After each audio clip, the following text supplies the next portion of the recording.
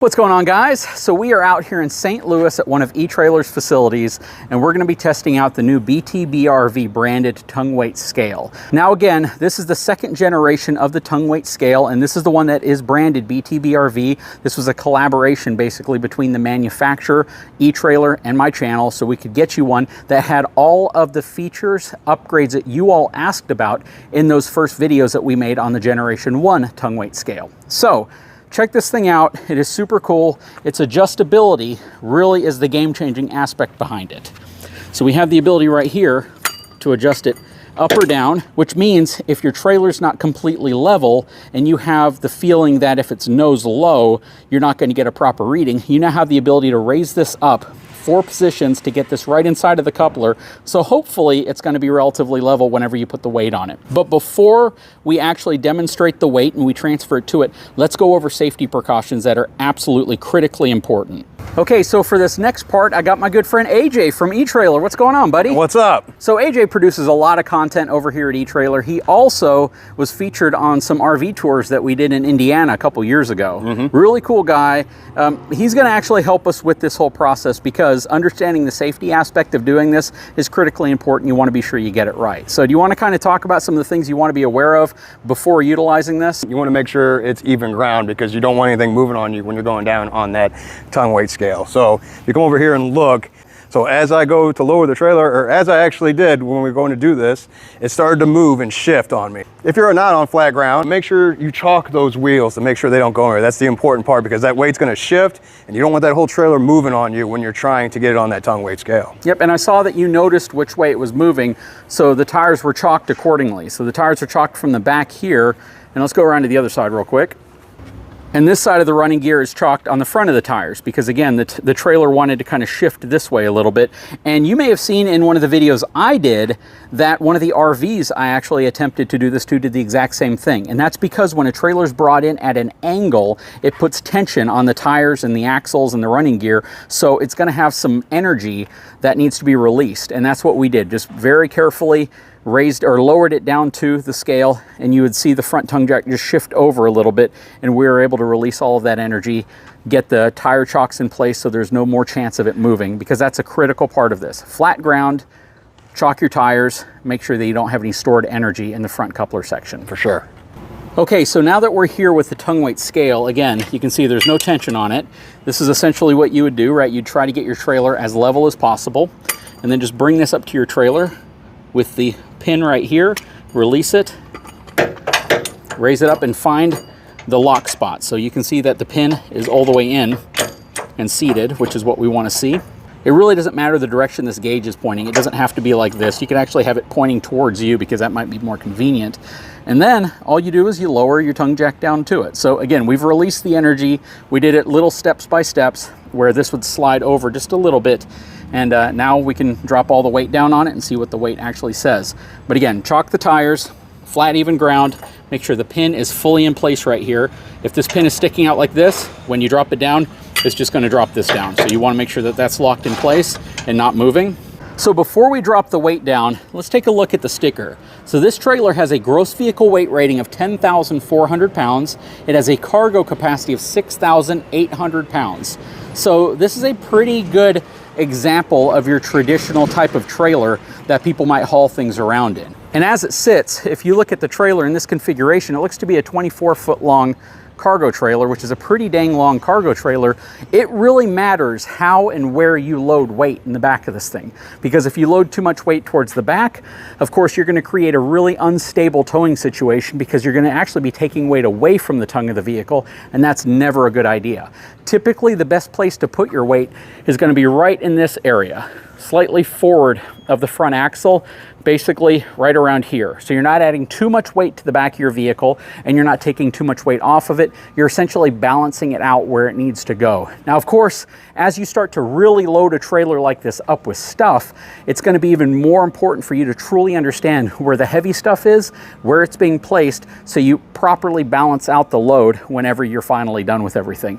And that's where a scale like this can really, really come in handy. Let's take a look in the back of this trailer and see what's in here. This is going to have a pretty interesting load. So check this out. You can see that the back axle of this Can-Am is loaded kind of right between where the two axles would be. The weight is definitely going to be placed slightly forward, which is what we want to see. But can we guess what the tongue weight actually is? Okay, so we went online to check the approximate curb weight of the Can-Am Defender Limited. It's a two-seater that's inside of there. We found out it's a hair under 2,000 pounds, so like 1,900 and change. We know that the trailer's cargo capacity is going to be about 6,800 pounds, and that's going to leave a hair under 4,000 pounds worth of trailer weight, but not accounting for all the other stuff that's in there, because you got a bunch of other stuff in there like jacks and things like that. So when everything's added up, we're going to be at about 6,400 pounds roughly. What do you suspect the tongue weight's going to be? 750, 800. Okay. I'm going to guess it's going to be closer to 800 to 900. Okay. So let's check it out. Let's see what the scale shows us. Okay, drop it down.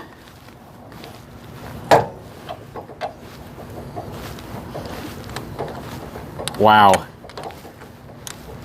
So this is one of those reasons why it's very important. I'm not going to let him see it yet. It's very important to see what your actual tongue weight is. Do you want to change your number? No, I'm sticking with it. And you said between?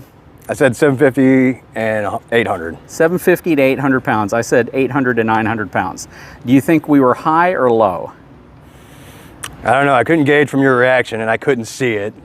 I think maybe we were low. Okay, so if you had to take that into consideration, knowing that we were low, do you want to take another guess? I'll go 1,000. Okay. I would change mine, but of course you know I saw it. You want to read out what that weight is? A little bit over 1,000. Yeah, we're at about 1,100 pounds. No, a little less than that. A little over 1,000 pounds worth of tongue weight. So again, I was roughly 100 to 200 pounds off. You're roughly 300 to 400 pounds off, maybe 300-ish pounds off. And this is why it is critically important to understand where weight placement is inside of your RV, inside of your cargo trailer, on your utility trailer, because you can be adding a lot of weight with incremental changes in placement of something in the back of the trailer itself. If we moved that Can-Am back a foot or so, as we moved it back, actually, you would see that weight drop down. And that's the key here, understanding what to do. Now, I do not recommend doing that while you are on the scale. The whole point here is that the scale is designed for static weight. You don't want to move something around while it's on the scale. You could lose stability and you don't want to do that. So the key here would be to take the weight off of the scale, make your small adjustments, and then put the weight back on the scale. But that's the nice aspect of this, is you want to quickly take the weight off the scale real quick and we'll show how easy that would be. So he's going to lift it up just a little bit and you'll be able to see right here when the weight actually comes off. A little bit more. Go ahead and take it off completely. Right there. Now I can move this, and as he moves or relocates where the Can-Am is inside of there, all he has to do is come back out and put the weight back down on here, and then it will give him his new reading. So that's really what you want to do. And ideally for a trailer like this, you could have it a little front heavy if you have the tow vehicle with the tongue weight capacity to be able to support it. The key here though is you don't want it to exceed what your truck's able to carry on the tongue, while at the same time, you don't want to remove so much weight that it creates a leverage effect where the back of your trailer now is losing the right amount of weight that it needs, and you're creating a sway risk because the weight is too far back in the trailer, and that's causing the back essentially to wag the front. So these are all really important aspects of it. You know, setting this thing up, getting it in place, how difficult was it? Not bad at all. It's pretty dang simple. And I think that's the key with this adjustability. In the previous model, you'd have to really drop this thing down quite a bit to get on top of it. But right now, all he has to do is just remove enough weight so he can readjust what he needs in the back, place the weight back down on it, and you're good to go. Yeah, I think it's a great tongue weight scale, better than the ones I've worked with before. This latch here that I pushed just made that dropping that foot that much easier, getting this set up and get this figured out so that I can just get on with hauling my stuff. Absolutely. And with the cool BTBRV bag to carry the thing around in, you can protect it, keep it nice and shiny, and impress all your friends whenever it's time to get their trailer set up for towing as well, because now you're the safety king. And with the new BTBRV branded tongue weight scale, you can make sure you're ready to go down the road as safe as possible. Anyways, guys, we will put a link in the description of this video if this is something you're interested in. We'll also soon have the light duty version of this available for smaller trailers.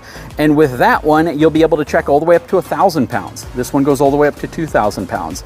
And it's going to give you the information you need to make sure that you are ready to hit the road with everything balanced out properly so you're as safe as can be. Guys, if you haven't had a chance, please take a moment, subscribe to the channel. Big shout out to my friends over at eTrailer and AJ. Always appreciate working with you, brother. Yeah, good to see you. We'll talk to you again very soon.